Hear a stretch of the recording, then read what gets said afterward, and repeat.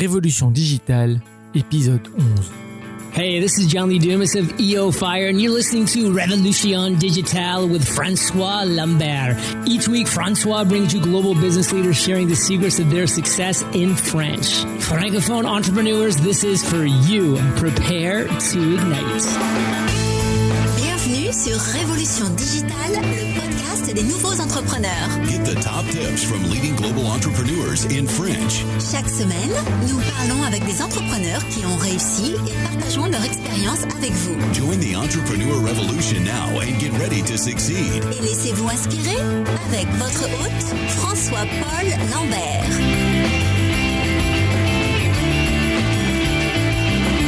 Bâtisseurs et bâtisseuses de la nouvelle économie, je vous salue. Ici François-Paul Lambert. Bienvenue sur Révolution digitale, le podcast qui vous présente en français le parcours des entrepreneurs les plus inspirants en francophonie, mais aussi dans le reste du monde. Si c'est la première fois que vous nous rejoignez, merci pour votre visite. Révolution digitale est diffusée 2 fois par semaine, tous les mardis et les jeudis, et les comptes rendus de tous les épisodes sont disponibles sur notre site web révolutiondigitale.fr.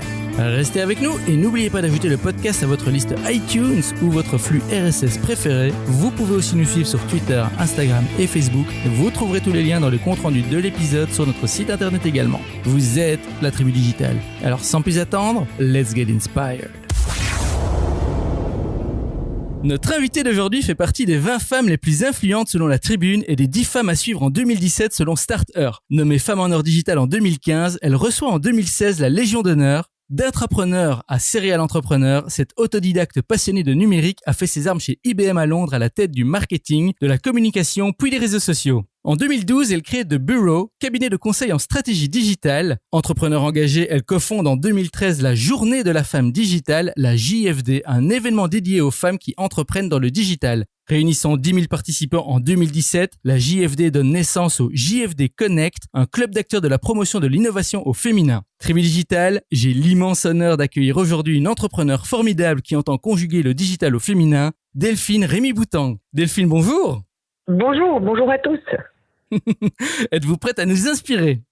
J'espère. C'est mon verbe d'action pour rendre ce monde meilleur. Super. Alors Delphine, je viens de donner un petit résumé de qui vous êtes à la Tribu Digitale. Voulez-vous y rajouter quelque chose ? Et est-ce que vous pouvez nous donner un petit aperçu de votre vie personnelle ? Non, absolument. C'est parfait. C'est une très belle bio, courte et concise. Rien à ajouter de plus. Alors, on va peut-être parlons un peu de votre sujet de prédilection, votre projet du moment. J'imagine que c'est la Journée de la femme digitale, ou bien vous avez un autre projet ? Non, absolument. Nous sommes lancés dans l'organisation de la 6e édition de la Journée de la femme digitale avec mon équipe qui se tiendra en mars prochain à Paris avec le thème For a Better World, pour un monde meilleur, et ce sera le temps de l'action. Et c'est pour ça que j'invite tous les participants, les partenaires, les speakers à apporter avec eux un verbe d'action qui sera leur action pour changer le monde grâce aux nouvelles technologies. Le mien, comme je le disais en début d'interview, c'est inspirer, et j'espère inspirer à travers cet événement via des speakers inspirants pour donner envie aux femmes d'oser, d'innover, d'entreprendre et d'entreprendre dans le secteur du numérique qui est le secteur du futur. J'ai lu dans un de vos articles sur Internet, vous parlez de réinventer l'entreprise en contraste avec ses fondements fortement masculins. Et c'est aussi un des objectifs de la Journée de la femme digitale. Alors, à quoi elle ressemble, l'entreprise de demain ? L'entreprise de demain, ce sera une entreprise où la parité, la diversité sera au service de la croissance de l'entreprise. Aujourd'hui, tout le monde en est convaincu, mais dans les faits, en fait, on n'y est pas, puisque les chiffres le montrent. Les femmes qui entreprennent en France à la tête de start-up sont aujourd'hui à 10%. Les femmes qui entreprennent dans le secteur du sport sont à 2% à l'aube de Paris 2024. Et les femmes dans le secteur du numérique, c'est 28%. Ouais. Et il faudrait, selon une étude qui a été dévoilée à Davos, attendre 169 ans pour atteindre l'égalité femmes-hommes. Donc on a besoin d'accélérateurs historiques. Je suis convaincue que le numérique, le digital, peut être cet accélérateur historique pour faire que la parité devienne une norme. Aujourd'hui, encore, on n'est pas on n'est pas convaincu, et pourtant c'est un fait réel, qui est que si les femmes étaient à la tête d'entreprises autant que les hommes, à 51%, enfin, ou en tout cas à 50%, eh bien la croissance de notre pays, la croissance européenne serait meilleure. Donc il est urgent et important de vraiment valoriser la place des femmes dans tous les secteurs. Celui, moi, qui m'intéresse, c'est le secteur du numérique, parce que c'est celui qui représente le futur. Aujourd'hui, l'intelligence artificielle est un vrai sujet, est un vrai débat. Comment ne pas stéréotyper l'intelligence artificielle en mettant des femmes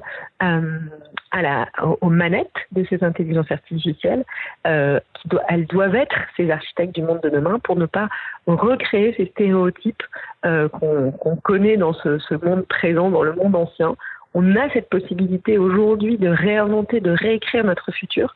Il est urgent de le faire, et c'est formidable. C'est une formidable opportunité pour tous, et en particulier pour les femmes. Waouh, j'adore cette réponse.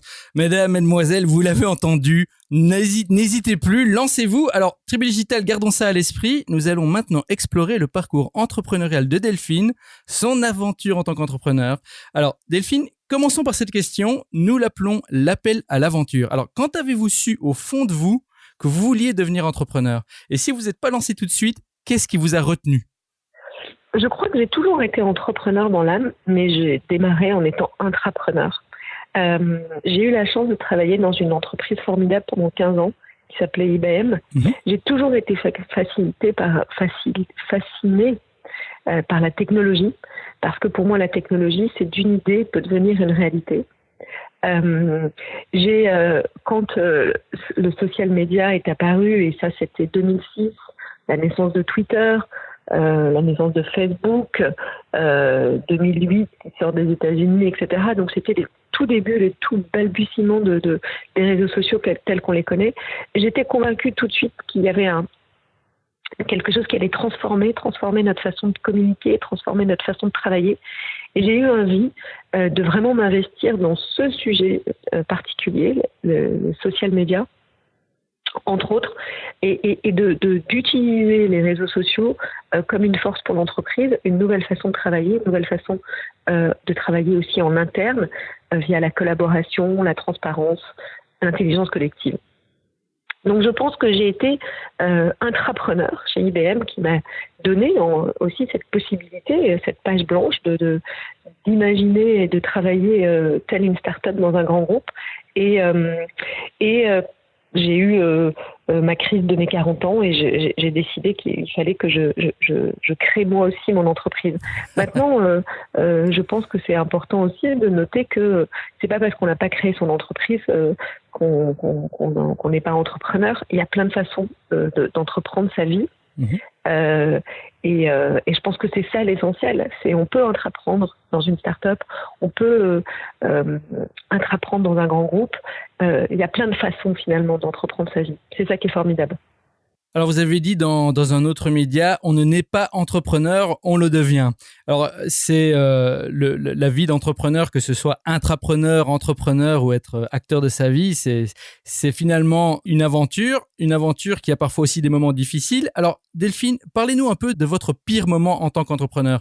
Chez les anglo-saxons, l'échec est vu plutôt comme un vecteur de la réussite, par exemple. On ne compte plus les citations sur l'échec, son influence sur le succès. Est-ce que vous êtes d'accord avec ça? Et racontez-nous quel a été votre pire moment en tant qu'entrepreneur.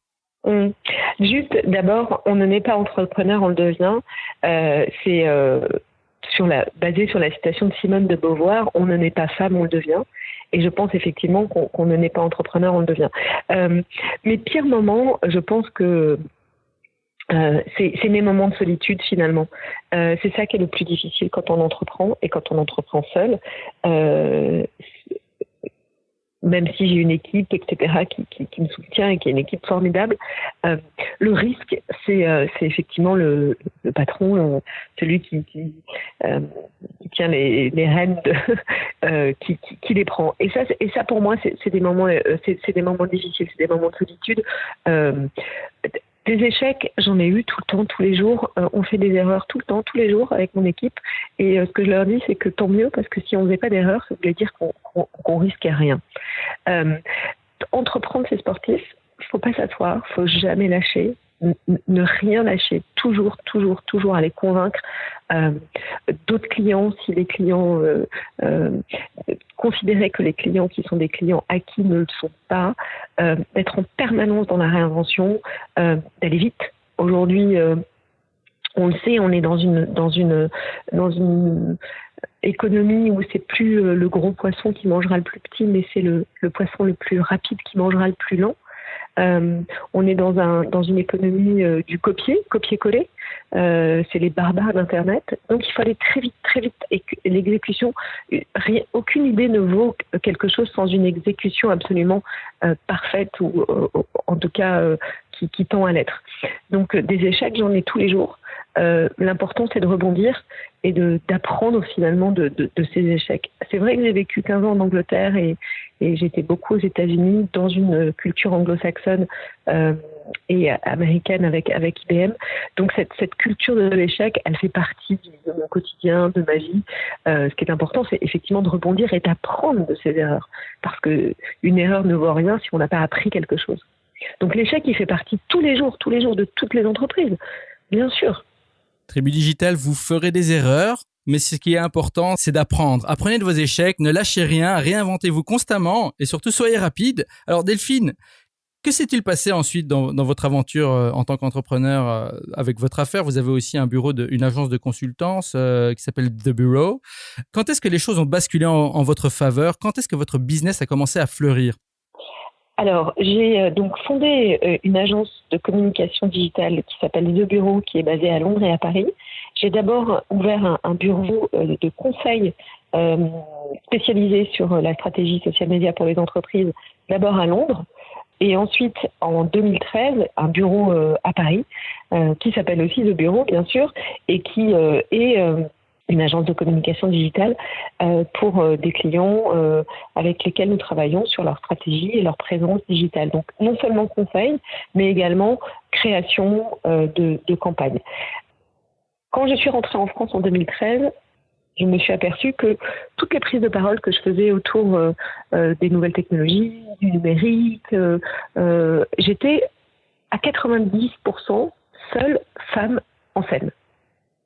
À partager des tables rondes avec des hommes formidables, mais je trouvais que le déséquilibre pour parler de ce secteur qui représente encore une fois le futur, le numérique c'est demain, c'est déjà aujourd'hui, je trouvais fondamentalement qu'il y avait là une erreur, enfin en tout cas quelque chose qui n'allait pas. Et donc j'ai décidé, on a cofondé cet événement par des femmes, pour mettre en avant des femmes rôle modèles dans ce secteur du numérique, parce que je pense qu'on ne peut pas être ce qu'on n'a pas vu, et c'est important de présenter d'autres femmes. Elles sont là, elles existent, il faut aller les chercher, et plus on aura de rôle modèles, plus on aura de femmes qui se diront moi aussi je peux y aller, etc. Moi aussi je peux être à la tête d'une grande entreprise, ou être entrepreneur, ou créer aujourd'hui mon entreprise, ma start-up. Donc 2013, c'était la première année de la journée de la femme digitale. On a commencé à 500 personnes et on a fini avec 10 000 participants l'année dernière. Ça veut dire qu'il y a un réel besoin. Aujourd'hui, il y a des événements autour de l'empowerment féminin qui sont beaucoup basés sur de l'entre-soi, puisque c'est des événements qui coûtent très cher. La JFD est un événement gratuit jusqu'à présent, ouvert à tous, même si cette année on va instaurer un mini-fee parce que c'est le modèle et que c'est compliqué de faire qu'un événement soit entièrement gratuit. Mais il a été jusqu'à présent et il continuera à l'être avec simplement une participation aux frais d'un événement comme celui-ci. Mais en tout cas, il donne l'envie d'y aller et il le rend accessible. Et c'est ce que disait le fondateur de LinkedIn. Si vous lancez une app, une entreprise ou un service ou un produit avant qu'il ne soit parfait, alors vous avez lancé trop tard. Et je pense que c'est important d'avancer, même si tout n'est pas exactement parfait, et d'utiliser finalement le numérique qui nous permet aujourd'hui de faire toute cette révolution quasi en temps réel. Si vous pouviez alors résumer là où les leçons clés que vous avez retirées de votre expérience, quelles seraient-elles? Je veux dire en quelques mots, que pensez-vous que la tribu digitale doive retenir comme leçon de votre expérience? D'abord, je pense qu'il faut être humble dans le numérique et il faut être curieux.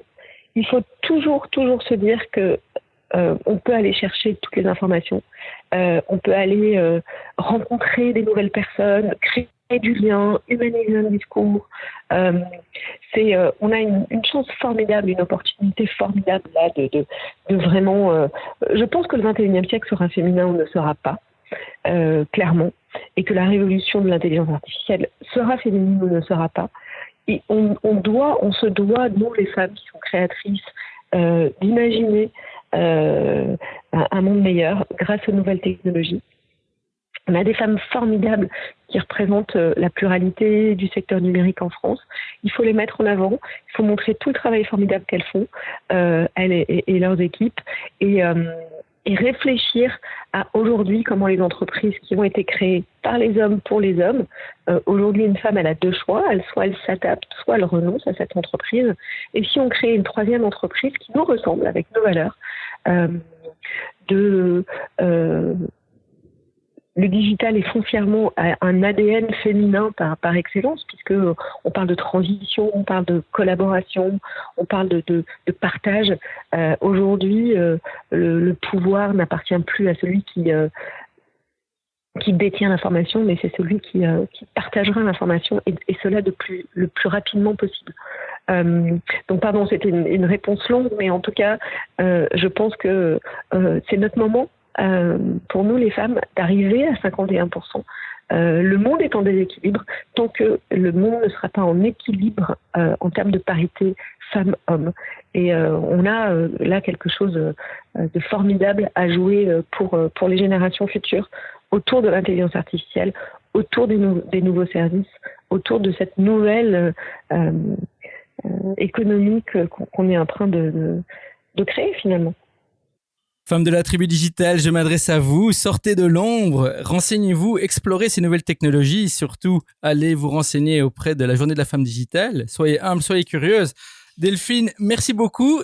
Nous sommes maintenant arrivés à la partie des questions flash. Alors ici, je vous pose une série de questions en rafale et vous me répondez en allant à l'essentiel. Est-ce que vous êtes prête ? Oui. Alors, quelle est votre définition du succès ? À recommencer. À quoi ressemble votre journée type ?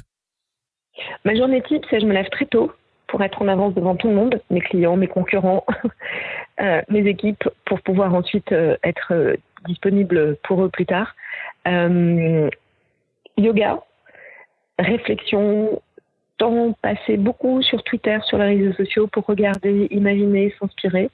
Et puis bien sûr, d'aller voir les clients, les partenaires et préparer cette 6e édition de la Journée de la femme digitale qui se tiendra en mars à Paris. Si vous deviez recommander un livre pratique, quel serait-il et pourquoi ? Alors, un livre pratique, en tout cas aujourd'hui, un livre qui je ne sais pas s'il est pratique, mais c'est La Servante écarlate. Et il faut absolument lire ce livre. Je ne vous en dis pas plus. Ok. Quels outils ou applis, productivité ou autres, utilisez-vous régulièrement ? Alors, les applis que j'utilise, Frishti pour le déjeuner quand j'ai pas de déjeuner en dehors du bureau, Twitter énormément, et French Web pour lire toutes les actus digitales. Et la dernière question, c'est la question Back in Time, c'est ma préférée. Imaginons que vous ayez l'opportunité de remonter le temps et vous vous retrouvez face à votre vous de 18 ans. Vous n'avez que 5 minutes avant que le portail temporel ne vous ramène au présent. Avec l'expérience que vous avez maintenant, que vous diriez-vous ? D'un point de vue pratique, quel plan ou conseil précis donneriez-vous à votre jeune alter ego pour réussir et qui n'implique pas d'acheter des billets de loto, des paris sportifs ou d'investir en bourse ? Ça serait trop facile. Je pense que En fait, l'expérience n'éclaire que le chemin parcouru. Donc, c'est très difficile de dire à 18 ans ce que je sais maintenant. Si je savais ce que je savais maintenant à 18 ans, bien évidemment, d'abord, j'entreprendrais plus tôt. J'aurais créé mon entreprise plus tôt. Ça, c'est clair. Et l'autre chose, c'est que je pense que je n'aurais pas écouté les autres. J'aurais écouté les autres moins. Je pense que pour être entrepreneur, je pense qu'il faut qu'on ait aussi une partie en nous d'autisme, vraiment de croire en soi. La solution est en nous. et de pas attendre la validation extérieure. Tribu Digital, vous l'avez entendu, n'attendez pas pour entreprendre. Écoutez moins les autres et surtout croyez en vous. Delphine, merci. Nous sommes maintenant arrivés à la fin de l'épisode. Alors merci d'avoir partagé généreusement toutes ces informations avec nous. Tribu Digital, j'espère que vous avez bien pris note. Je sais qu'il y en a parmi vous qui hésitent encore à se lancer et j'espère que l'aventure de Delphine vous inspirera à faire le grand saut. Alors Delphine, pour le mot de la fin, que diriez-vous à nos auditeurs de la Tribu Digital qui hésitent encore à se lancer en tant qu'entrepreneur ou qui se sentent bloqués? Si vous aviez un seul conseil à leur donner, quel serait-il?